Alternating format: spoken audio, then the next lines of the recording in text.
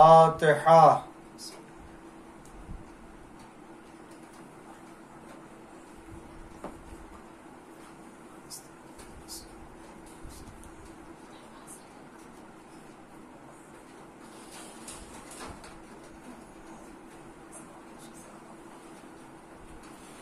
अऊज़ु बिल्लाहिस समीउल अलीम मिनश शैतानिर रजीम।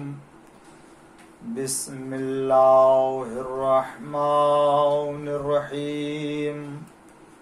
अल्हम्दुलिल्लाहिल मारूफ मिन गैरि रुयत वल खालिक मिन गैरि मनसबत। खलक़ल खलाइक़ बिक़ुदरते वस्तअबदल अरबाब बिइज़्ज़ते वसादल उज़मा बिजूदे वस्सलातु वस्सलाम वत्तहिय्यतु वल इकराम अलल बशीरिन नज़ीर अस्सिराजिल मुनीर हबीब इलाहिल आलमीन अल्लज़ी सुम्मिया फ़िस समावाति अहमद व फ़िल अर्ज़ीन बिल क़ासिम मुहम्मद व अला आलिहि तय्यबीन अत्ताहिरीन अल मासूमीन अल मज़लूमीन अल मुंतखबीन अल मुंतजबीन अल गुर्रिल मयामीन अल्लज़ीना अज़हबल्लाहु अन्हुमुर रिज्सा व तहहरहुम तत्हीरा।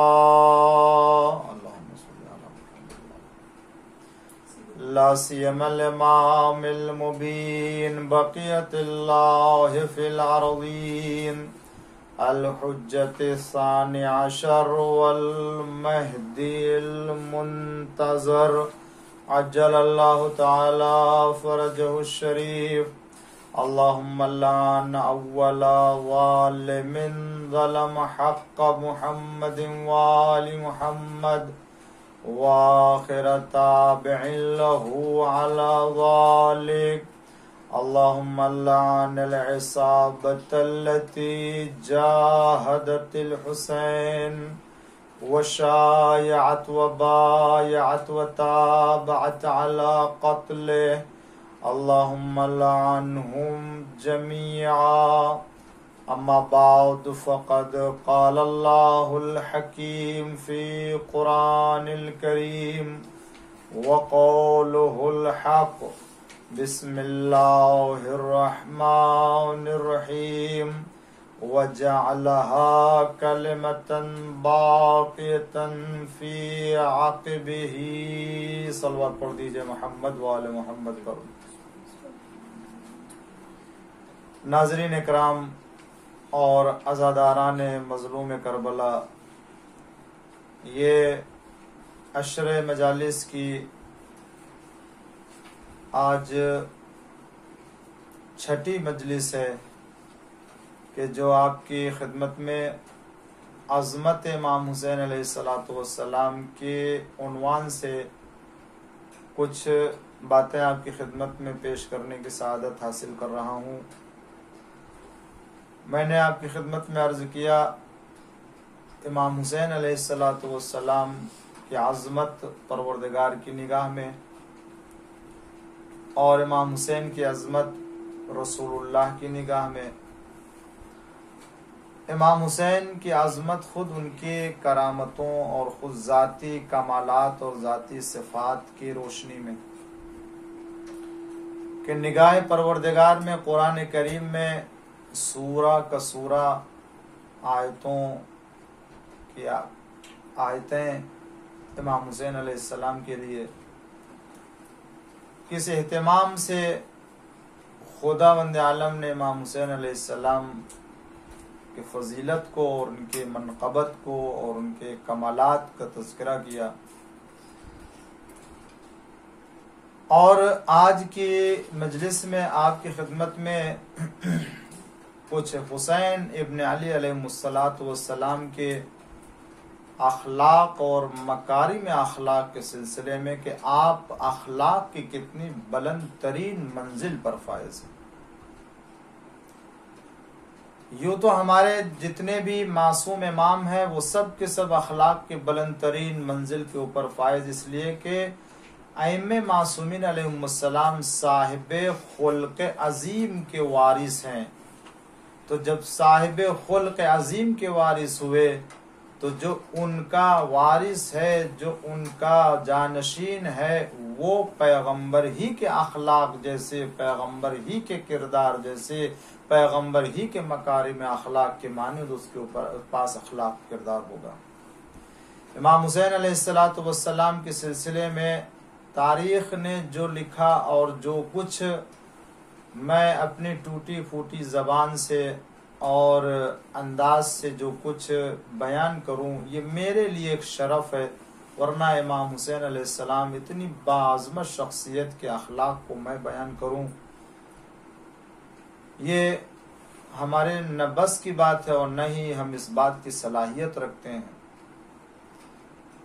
लेकिन आप इस हवाले से इमाम हुसैन अलैहिस्सलाम के आज़मत का अंदाज़ा लगा सकते हैं कि जिस हुसैन की तरबियत और जिस हुसैन इब्न अली की परवरिश रसूलुल्लाह सल्लल्लाहु अलैहि वसल्लम की गोद में हुई हो, जिसकी परवरिश जनाब सिद्दीक़ा ताहिरा फातिमा ज़हरा सलामुल्लाह अलैहा की गोद में हो, जो इमाम हसन अलैहिस्सलाम जैसा बा अखलाक भाई रखता हो, जिसके लिए रसूलुल्लाह ने फरमाया कि अगर अखलाक मुजस्सम हो करके, अखलाक किसी इंसान के अंदर, खुद अखलाक अगर मुजस्सम हो के किसी इंसान के अंदर आ जाए वजूद में, तो वो इमाम हसन मुज्तबा अलैहिस्सलाम होंगे।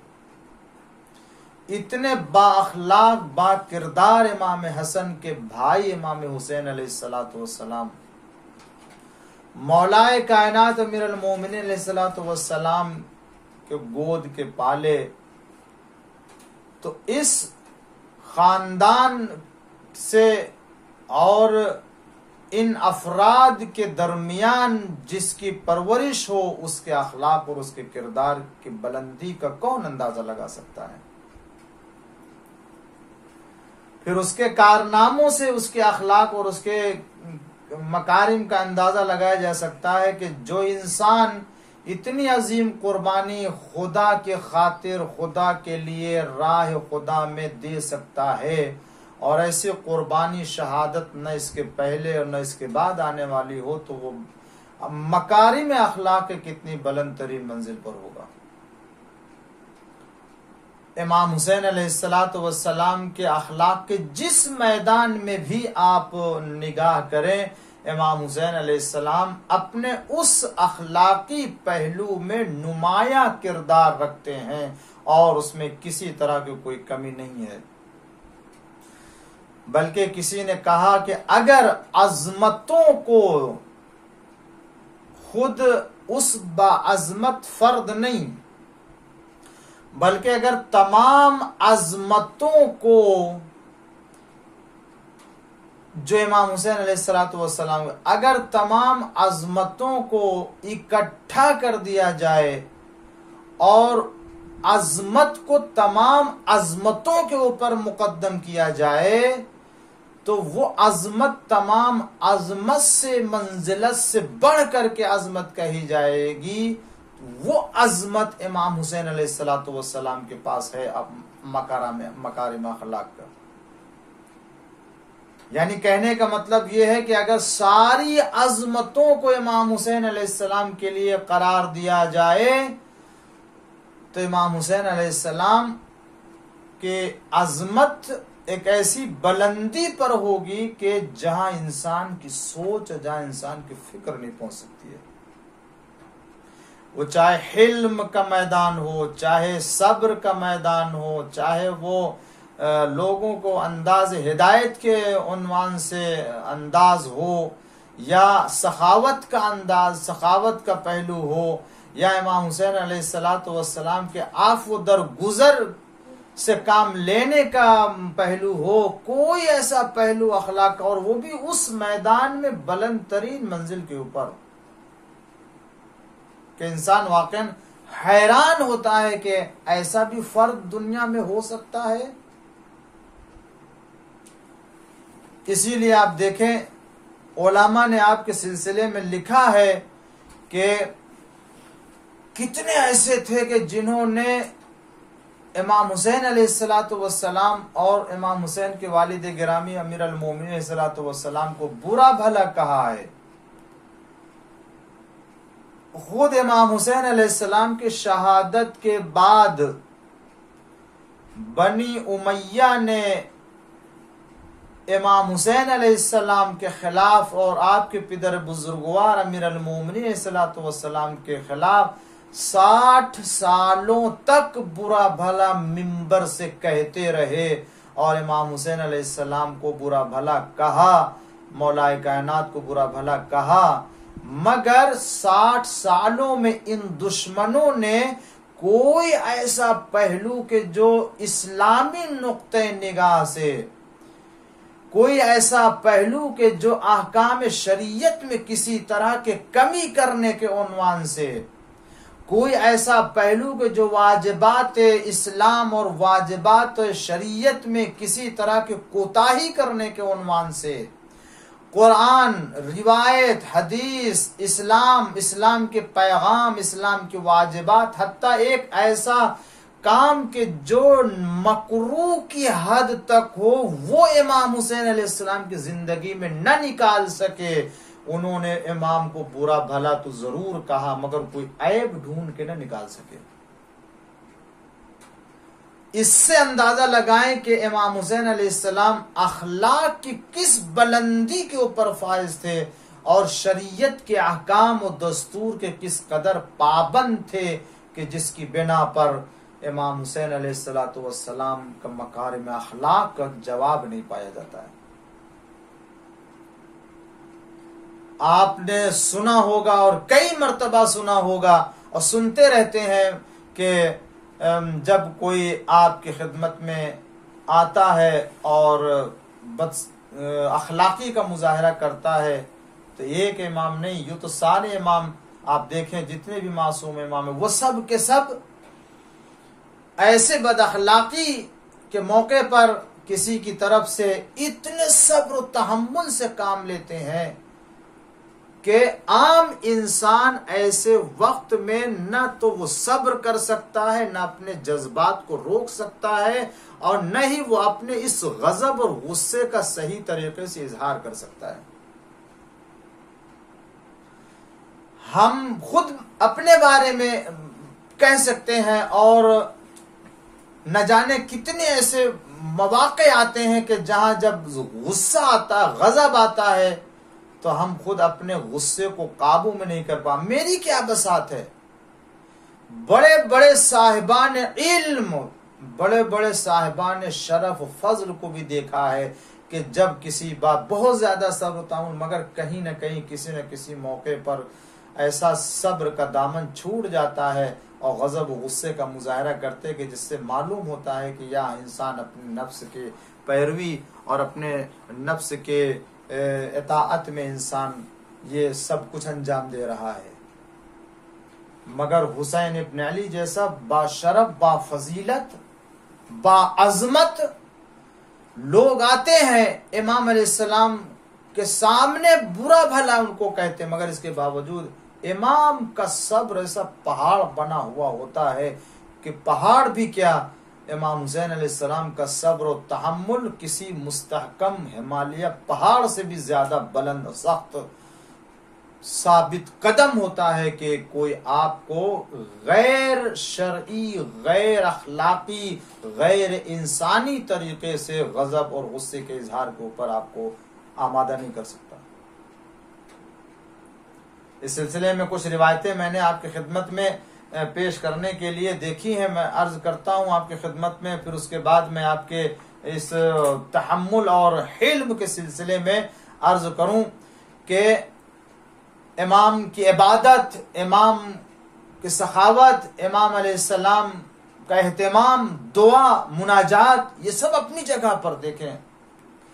इमाम अलैहिस्सलाम ने 25 हज पैदल किए थे। इमाम हुसैन अलैहिस्सलाम ने 25 हज पैदल किए और सवारी आगे चल रही और आप पीछे पीछे साथ में अपने पैरों से चल रहे हैं।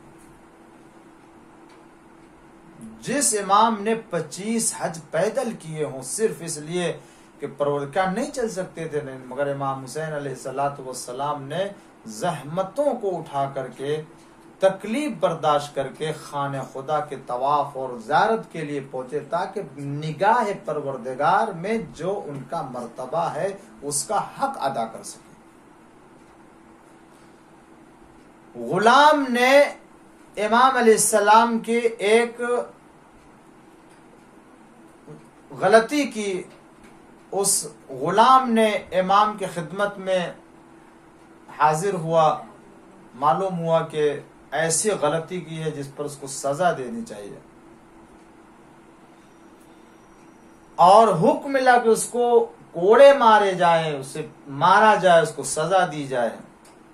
मगर उसने कहा कि ऐ मेरे आका, वल काज़िमीन अल गैज़, खुदा के बंदे गैज़ व गज़ब को पी जाते हैं। तो इमाम ने फरमाया खल्लु अन्हु, छोड़ दो उसको, छोड़ दो। फ़क़ाल या मौलाई वल आफ़ीन अनिन नास, ए मेरे आका, लोगों को माफ कर दिया करते हैं जो खुदा के बंदे होते हैं। क़ाल, इमाम ने फरमाया कद अफ़ौतु अन्क, मैंने माफ भी कर दिया तुझे। तो कहता कि या मौलाई वल्लाह युहिब्बुल मुहसिनीन, ए मेरे आका, ए मेरे सरदार, खुदा एहसान करने वालों से मोहब्बत करता है, एहसान करने वालों को दोस्त रखता है। इमाम ने फरमाया व अंत हुर्रुल लिवजहिल्लाह, जा मैंने तुझे खुदा की राह में आजाद कर दिया। इमाम अलैहिस्सलाम का ये बर्ताव, कुरान की आयत पढ़ता जाता है, इमाम अलैहिस्सलाम उस पर अमल करते जाते हैं। कौन होगा इमाम अलैहिस्सलाम के जैसा कुरान और कुरान की आयतों को पर अमल करने वाला। तवाज़ो देखें इमाम अलैहिस्सलाम की, इंकिसारी देखें कि जिस वक्त इमाम अलैहिस्सलाम मदीने की गली से निकल रहे, एक रोड के ऊपर, सड़क के ऊपर देखा किनारे सड़क के कुछ मिस्कीन है जो बैठे हुए हैं, जो मसाकीन है कि जो बैठे हुए हैं, खाना खा रहे, वो अपने दस्तरखान बिछाए हुए। इमाम को गुजर हुआ, उन लोगों ने इमाम को बुलाया, मौला आइए हमारे साथ तशरीफ रखें और खाना खाइए हमारे साथ मिलकर के। तवाज़ो देखें, इंकिसारी, खुदा के कसम इमाम अलैहिस्सलातु वस्सलाम जैसा तवाज़ो, इंकिसारी, खाकसारी रखने वाला इतना बड़ा इंसान, इतनी बाअज़मत शख्सियत, और मदीने की मिस्कीन बैठे खाना खा रहे हैं, उन्होंने बुलाया, वैसे ही आप उनकी खिदमत में हाजिर हो गए, बैठ गए, खाना खाया उनके साथ इमाम अलैहिस्सलाम ने। ये इबरत का सामान है, हमारे लिए नसीहत का सामान है कि जब हम इमाम हुसैन अलैहिस्सलाम को अपना आका, मौला, इमाम मानते हैं तो उनके नक्श कदम पर हमें चलना चाहिए, उनके नक्श कदम पर हमें चलना चाहिए, उनके नक्श कदम पर हमें चलना चाहिए। सिर्फ ये कहना कि हमारे तीसरे इमाम है, सिर्फ ये कहना कि हम अपनी जान कुर्बान करने के लिए तैयार, मौला जान कुर्बान करने से पहले हमें अपने राह में चलना देखना चाहते हैं। जो उनके नक्श कदम पर चलेगा वही जान दे सकता, वरना जो नक्श कदम पर चलने की हिम्मत न रखता वो जान देने की क्या हिम्मत रखता। एक सलवात पढ़ दीजिए मोहम्मद वाले मोहम्मद पर। तो उन्होंने बुलाया, इमाम पहुंच गए। आज हमारी जिंदगी में हम चाहे जितने बड़े हो जाए, हमारे सामने ये नमूना मौजूद है, इमाम से बढ़ के दुनिया में कोई नहीं, इमाम से बड़ा कोई बाफजीलत बाज़मत नहीं। जब इमाम अलैहिस्सलाम उनके मुकाबिल में इतनी अजमत, दुनिया वालों के मुकाबिल में इतनी अजमत रखने के बावजूद वो जाके जब उनके साथ खाना खा सकते हैं, तो फिर हमें भी अपने घर के गुलामों के, नौकरों के साथ, हमें अपने घर के काम करने वालों के साथ या दूसरे जगह पर अगर जाएं, अगर कोई ऐसा जो गरीब है, मिस्कीन है, उसके साथ खाना खाने में जरा बराबर तकल्लुफ नहीं महसूस करना चाहिए। इसलिए कि ये किरदार है इमाम अलैहिस्सलाम, ये सीरत इमाम अलैहिस्सलाम है। न अपने लिए कोई जगह अलग मुअय्यन करनी चाहिए और न ही दस्तरखान अलग रखना चाहिए, न ही कोई जगह अलग रखनी चाहिए। अगर मोमिन है तो मोमिन के साथ, मुसलमान है तो मुसलमान के साथ बैठ के खाना खाना इमाम की सुन्नत है, इमाम की सीरत है, इमाम का अखलाक है। उसके बाद इमाम ने जब देखा, उन्होंने मुझे दावत दी और आप गए, बैठ गए, खाना खा ली, तो इमाम ने फरमाया तुमने दावत दी, मैं आ गया, अब मैं तुम्हें दावत दे रहा हूं, तुम मेरे पास आओ और तुम मेरे घर आओ। इमाम ने उनको घर में बुलाया, घर में बुलाया। उन्होंने बाहर दावत दी, जहां बैठे थे इमाम वहां बैठ गए खाना खाने के लिए, मगर आज इमाम ने उनको अपने घर दावत दी और घर में कहा कि देखो क्या है उनके लिए, जो कुछ है लेकर के आओ। इस तरह से इमाम ने फरमाया कि जो एक के ऊपर नेकी करता है उसका भी फरीजा है कि वो उस दूसरे के साथ नेकी करे। इसी तरह से हो सकता है कि हल जज़ाउल एहसान इल्ला अल एहसान, जो एहसान करता है उसके एहसान का बदला इस तरह से दे सकता है। और इस सिलसिले में एक और इमाम के सखावत का ये आलम था कि जब एक रावी कहता है कि मैं बैठा हुआ था, कुन्तु इंदल हुसैन अलैहिस्सलाम, में इमाम हुसैन सलाम के पास, फदखलत अलैहि जारिया, एक कनीज दाखिल हुई, और जब दाखिल हुई तो इमाम के खिदमत में आई और उसके बाद फूलों का एक गुलदस्ता था उस कनीज के हाथ में। फूलों के उस गुलदस्ते को लेके इमाम की खिदमत में पेश किया और इमाम को हदिया दिया। इमाम अलैहिस्सलाम ने उस कनीज से फरमाया कि अंती हुर्रतुन लिवजहिल्लाह, तुमने मुझे फूलों का गुलदस्ता हदिया के तौर से पेश किया, मैं तुम्हें राह खुदा में आजाद कर दे रहा हूं, जाओ तुम आज से आजाद हो अल्लाह की राह में। तो रावी कहता है कि मैंने जब ये देखा कि एक छोटे से गुलदस्ते के मुकाबले में इमाम ने इतनी बड़ी नेकी और इतना बड़ा एहसान फरमा दिया कि उसके मुकाबले में उसे आजाद कर देना ये बहुत बड़ा सिला, बहुत बड़ा जो है वो एहसान और बहुत बड़ी नेकी थी। तो वो रावी कहता है कि मैंने इमाम की खिदमत में अर्ज किया कि मौला, ये आपने उसके गुलदस्ते के मुकाबिल में आपको राह खुदा में कनीज को आजाद कर दिया, इतना ये इस लायक तो नहीं था गुलदस्ता कि आप उसको आजाद कर दे राह खुदा में। तो इमाम ने क्या फरमाया, इमाम फरमाते हैं हा कजा कजा अदबनल्लाह, खुदा ने हमें इसी तरह से अदब सिखाया, अल्लाह ने हमें यही अदब दे के दुनिया में भेजा है। जो खुदा के यहां से अदब लेकर के आते हैं उनका अंदाज दुनिया में। और उसके बाद इमाम अलैहिस्सलाम ने कुरान करीम की आयत पढ़ी, व इदा हुय्यितुम बितहय्यतिन फहय्यु बिअहसना मिन, अगर तुम्हें कोई हदिया दे, कोई गिफ्ट दे तो तुम उससे बेहतर पेश करो। और उद्दूहा, या फिर अगर उससे बेहतर नहीं दे सकते हो तो उसी के जैसा वापस कर दो। तो इमाम अलैहिस्सलाम की जिंदगी देखें मकारिम अखलाक में, इस कदर इमाम अलैहिस्सलाम अखलाक के तमाम पहलुओं और तमाम रुख से अगर आप निगाह करें तो इमाम का जवाब किसी भी अखलाक के पहलू और अखलाक के रुख पे नजर नहीं आता है। मैं आपकी खिदमत में क्या अर्ज करूं अज़ीज़ान गिरामी के ज्यादा वक्त नहीं रह गया है, वरना मैं आपकी खिदमत में अर्ज करता कि इमाम हुसैन अलैहिस्सलातु वस्सलाम के ज़ुहद, इमाम के सखावत, घर में किसी बच्चे को मुअल्लिम ने जो आया पढ़ाने के लिए, कोई बच्चा था जो खानदान में आपके, उस बच्चे को सूरह हमद की तिलावत सिखाई, सूरह हमद की तालीम दी। इमाम अलैहिस्सलाम न जाने कितना पैसा, न जाने कितना उसको लिबास, न जाने कितनी चीजें उसको अता की। और इसी तरह से देखने वाले ने कहा कि इमाम आपने एक सूरे की तालीम देने वाले के लिए इतना ज्यादा आपने अता किया। मैंने फरमाया तुम ये क्यों देखते हो सूरा, वो है क्या, किस चीज की उसने तालीम दी है ये देखो। इससे हमें ये दर्स मिलता है कि आज भी अगर हम अपने बच्चों को कुरान की तालीम दें, हम आज अगर इस्लाम की तालीम से आरास्ता करें अपने बच्चों को, तो ये तो हमारा फरीजा ही है। लेकिन जो ये एक मुकद्दस काम जो करता है वो भी मुस्तहक होता है कि उसको कोई शिकायत न होने पाए और उसको इतना सब कुछ दे दिया जाए कि वो खुश हो जाए। क्यों? इसलिए कि उसकी मेहनतों को नहीं देखा जाता, उसकी जहमतों को नहीं देखा जाता, बल्कि ये देखा जाता है उसने कितना मुकद्दस काम अंजाम दिया है, जिसके मुकाबिल में अगर कुछ भी दिया जाए तो वो कुछ भी नहीं है। इमाम अलैहिस्सलाम करबला में इमाम हुसैन अलैहिस्सलाम का अखलाक अगर देखना चाहे तो खुद इमाम हुसैन अलैहिस्सलाम का अखलाक करबला इतना नुमाया है, इतना नुमाया। कितनी जगहों पर इमाम हुसैन अलैहिस्सलाम ने अपने चाहने वालों को रोका, देखो खबरदार हमारी तरफ से जंग न होगी, इब्तिदा हमारी तरफ से न होगी।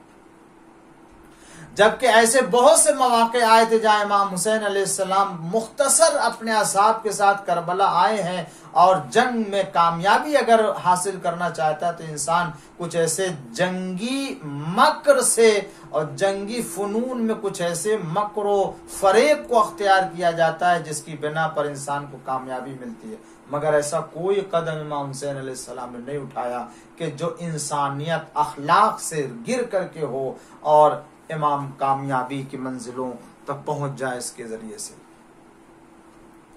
आप क्या, बल्कि आपके खानदान और आपके घर का तरबियत याफ्ता कोई बच्चा भी अखलाक और इंसानियत से नीचे गिर के कोई काम नहीं अंजाम देता। वरना क्या जनाब मुस्लिम इब्न अकील कि जब कूफा आए थे और उनको घर में रखा गया था एक जगह, और उसी घर में इब्ने ज़ियाद को बुलाया गया था, और जब ये तय हुआ था कि यहाँ इब्ने ज़ियाद आएगा और आप कमरे में तशरीफ फरमा होंगे और इशारा होगा आप निकलेंगे और इब्ने ज़ियाद को कत्ल कर देंगे, तो बड़ी आसानी से कत्ल कर सकते थे जनाब मुस्लिम इब्न अकील। मगर जनाब मुस्लिम इब्न अकील ने कहा नहीं, हम ऐसे घराने के हैं कि जहाँ धोखा दे के दुश्मन को कत्ल करना या उसके ऊपर कामयाबी हासिल करना नहीं जानते। तो जो मुस्लिम इब्न अकील अखलाक की इस बुलंदी पर फायज हो सकते हैं, तो इमाम हुसैन अलैहिस्सलाम तो साहिब खुल्क अजीम के जानशीन है। और एक रिवायत मैं आपकी खिदमत में पेश करूँ, उसी के बाद जो है वो अपने बात को मुकम्मल करके जिक्र मसाइब जनाब अली असगर, इसलिए कि आज 6 तारीख है, 6 तारीख को जनाब अली असगर के मसाइब हम लोग पढ़ते हैं और बयान होता है। इमाम हुसैन अलैहिस्सलाम के लिए पाया जाता है शब आशूर आपने बहुत से खुतूत जो आपके हमरा आए थे करबला, खुद आप लेकर के आए थे। जो कूफियों ने खुतूत लिखे थे उन तमाम खुतूत को इमाम हुसैन अलैहिस्सलाम सब कुछ जमा किए हुए थे, रखे हुए थे। लेकिन शब आशूर उन सब को आपने मंगाया और सारे खुतूत अपने सामने जला दिए, सारे खुतूत जाया कर दिए। किसी ने पूछा मौला ये क्यों किया? तो इमाम ने क्या फरमाया, देखें मकारिम अखलाक, देखें इमाम का। अजीजों और दोस्तों, इसी से इमाम की बुलंदी, इमाम की अजमत, अखलाक की अजमत पता चलती है। इमाम ने फरमाया मैंने इन खुतूत को इसलिए जला दिया कि मुझे मालूम है कि जब मेरी शहादत के बाद ये जालिम मेरे खैमों का रुख करेंगे तो जो कुछ खैमों में होगा उसको ये लूटेंगे, माल असबाब लूटा जाएगा, सैदानियों के सरों से चादरें छीनी जाएंगी, और जो कुछ खैमे में माल असबाब होगा ये सब जालिम लूट लेंगे। माल असबाब में से इनको वो खुतूत भी मिलेंगे, और जब ये खुतूत इनको मिलेंगे तो ये वही लोग हैं जिन्होंने खत लिख के मुझे बुलाया था। अल्लाहु अकबर, अल्लाहु अकबर। इमाम ने फरमाया कि मैं नहीं चाहता कि ये मेरी शहादत के बाद अपने खुतूत को अपनी आंखों से देखें और उसके बाद शर्मिंदा हो। इमाम का अखलाक देखें, इमाम का मकारिम देखें, इमाम की मुरुव्वत देखें कि अपने दुश्मन की शर्मिंदगी को गवारा नहीं करना चाहते हैं। हाँ अजीजों, जो खुदाई इमाम होता है, जो इलाही नुमाइंदा होता है, उसके दिल में इतना ही बड़ा सीना और इतना बड़ा कल्ब और दिल होता है कि वो अपने दुश्मन के लिए भी हर वक्त नर्म गोशा लिए रहता है। मगर हाँ, अगर हुसैन इब्न अली के साथ जुल्म और ज्यादती और जुल्म सितम का बाजार गर्म रखा गया तो करबला में कि जिसका कोई जवाब नहीं है, कहीं भी किसी जगह इसकी नजीर नहीं मिलती जो हुसैन इब्न अली के ऊपर जुल्म सितम ढाया जालिमों ने।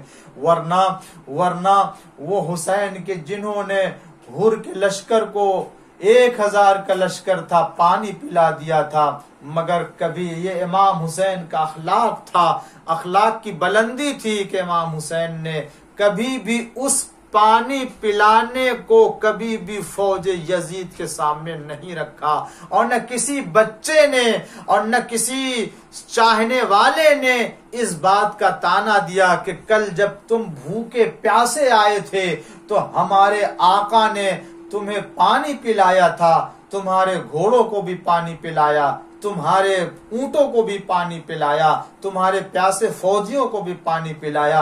आज हमको पानी न पिलाओ, कम से कम सकीना प्यासी है उसे तो पानी दे दो, बच्चे अलतश की आवाज बुलंद कर रहे हैं उनको तो पानी दे दो। अरे अगर तुम उनको पानी नहीं देते हो तो शशमाह असगर झूले में प्यासा तड़प रहा है उसे तो पानी दे दो।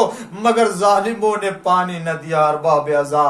हाँ, करबला में वो तारीख आई कि जब एक एक करके असहाब और अंसार जा रहे हैं कुर्बान होने के लिए, कभी गुलामों की बारी आई, कभी चाहने वालों की बारी आई, कभी असहाब हुसैनी की बारी आई। जब असहाब हुसैनी की बारी आई, अल्लाह अकबर, कभी जो है वो अबू समामा सैदावी जाते हैं, कभी हबीब इब्ने मज़ाहिर जाते हैं। वो हबीब के जो बचपने के साथी थे, वो हबीब के जो बचपने के दोस्त थे, वो जाते हैं। और कब उसके बाद जब औलादे बनी हाशिम और बनी हाशिम के बच्चों की कुर्बानी आती है जवानों की, तो खानदान बनी हाशिम से कभी औन मोहम्मद जाते हैं, तो कभी औलाद हसन लड़ने के लिए, तो कभी औलाद अकील में अज़ादारो जनाब ज़ैनब के बेटे औन मोहम्मद इब्राहिम और औन मोहम्मद ये जाते हैं लड़ने के लिए। मगर अज़ादारो किस शान से लड़ाई की है बच्चों ने। माँ ने सिखा दिया कि देखो जाना तो कब जाना, खबरदार फुरात का रुख न करना, इसलिए कि सकीना प्यासी है, असगर प्यासे हैं अरबाब अज़ा। और मोहम्मद ने जंग की शहीद हुए, दोनों लाशें सहन खैमा में लाके रख दिया गया। शहजादी ज़ैनब से जाके फिजा ने कहा, ए शहजादी आइए आपके लाल आए हैं। मगर ज़ैनब ने कहला, ए फिजा, अरे मैंने उनको वापस आने के लिए नहीं कहा था, जाओ जाओ मैं उनसे बात न करूंगी। फिजा ने कहा, ए शहजादी जरा देख तो। अब जो ज़ैनब आई तो क्या देखा, और मोहम्मद की लाश रखी हुई है, दरमियान में ज़ैनब ने मुसल्ला बिछा दिया और अपनी पेशानी को जमीन पर रख के आवाज दी, इलाही परवरदिगार तेरा शुक्र है कि मेरे कुर्बानी को भाई के लिए कबूल कर लिया। लीजिए, अब उसके बाद कौन जाए, किसको लेकर के जाए, हर एक है कि जो लड़ने के लिए मैदान में जाने के लिए आमादा है। मगर हाँ अरबाब अज़ा, जैसा कि आज मुहर्रम की 6 तारीख हुसैन इब्न अली के उस 6 महीने के बच्चे की शहादत का तज़किरा होता जिसे हुसैन करबला में लाए थे, जिसको झूले में लिटाया गया है, तो माँ का दूध खुश्क हो गया है, उसे तो न तो दूध मिल रहा है न पानी मिल रहा। अल्लाह, बड़े लोग तो अपनी प्यास को बर्दाश्त कर सकते, मगर हाय असगर कैसे प्यास को बर्दाश्त करे। एक मर्तबा हुसैन मैदान में आए, आवाज दी, हल मिन नासिरिन यंसुरना हल मिन मुगीसिन युगीसुना, है कोई जो मेरी मदद के लिए आए, है कोई जो हरम रसूलुल्लाह का दिफा करे।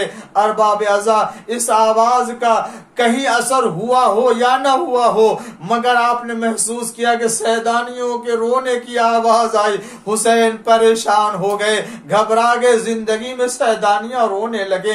घोड़ा दौड़ाते हुए खैमे के करीब आए, आवाज दी, ए बीबियों तुम्हें किस चीज ने रुलाया?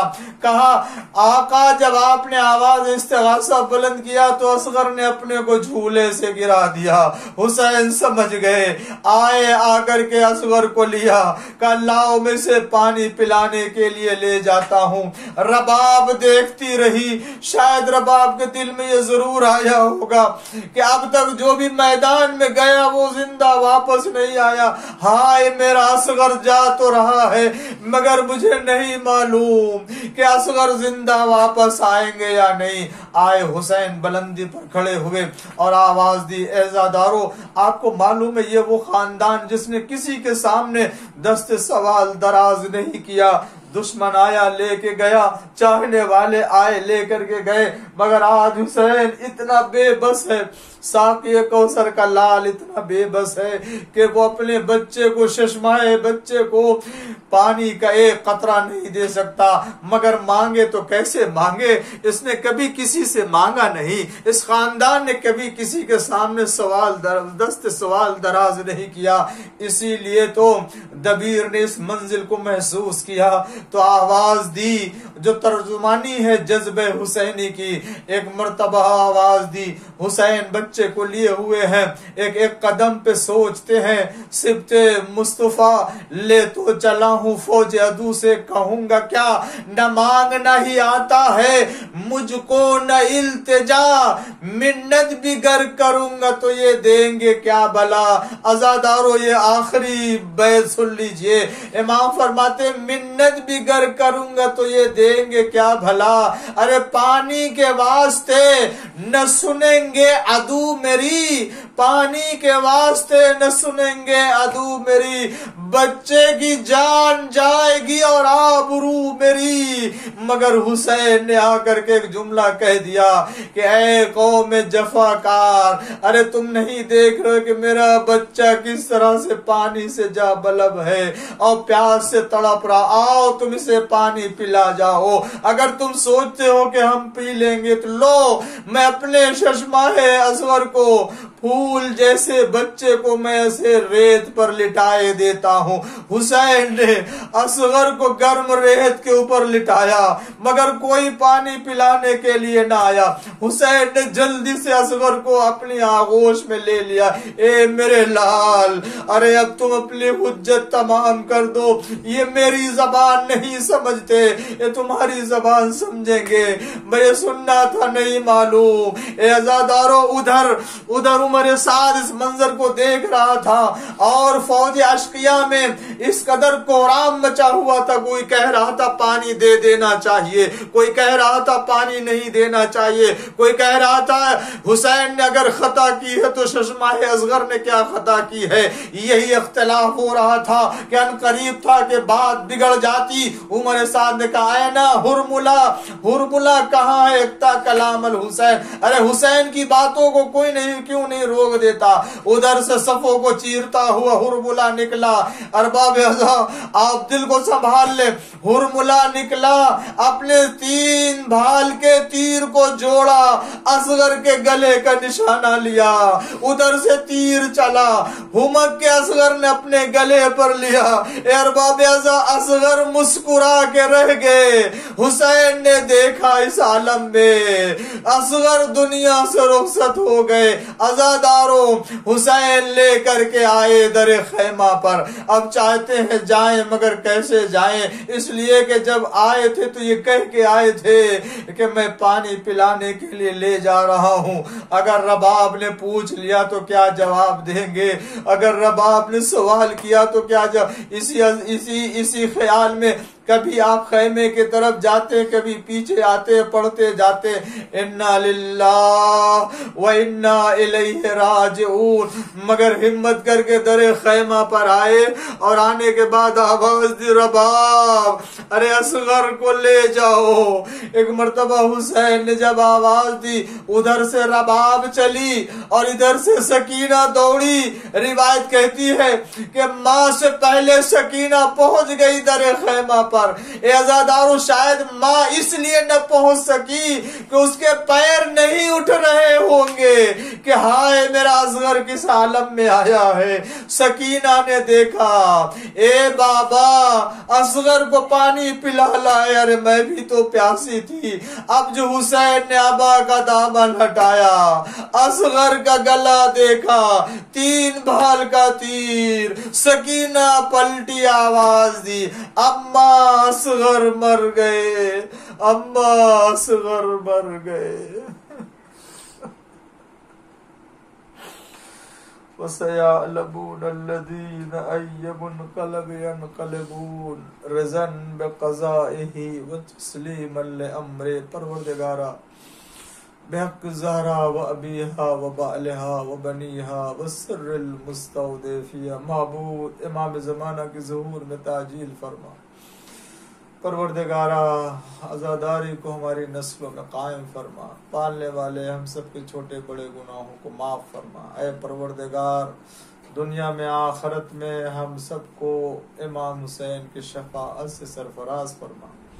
परवरदिगार, हम सब के अज़ा को कबूल फरमा, मजलिसों को कबूल फरमा। ऐ माबूद, इन तमाम मजलिसों के सवाब को अल्लाह, ये जिन लोगों ने मिल करके ये अशरा कायम किया या जो बानी, परवरदिगार उसके नाम आमाल में इन तमाम मजलिसों के सवाब को करार फरमा। अल्लाह, आखिरत में उनके दर्जात को इस तरह से इसके ज़रिए बुलंद फरमा। पालने वाले हमारे छोटे बड़े गुनाहों को माफ़ फरमा।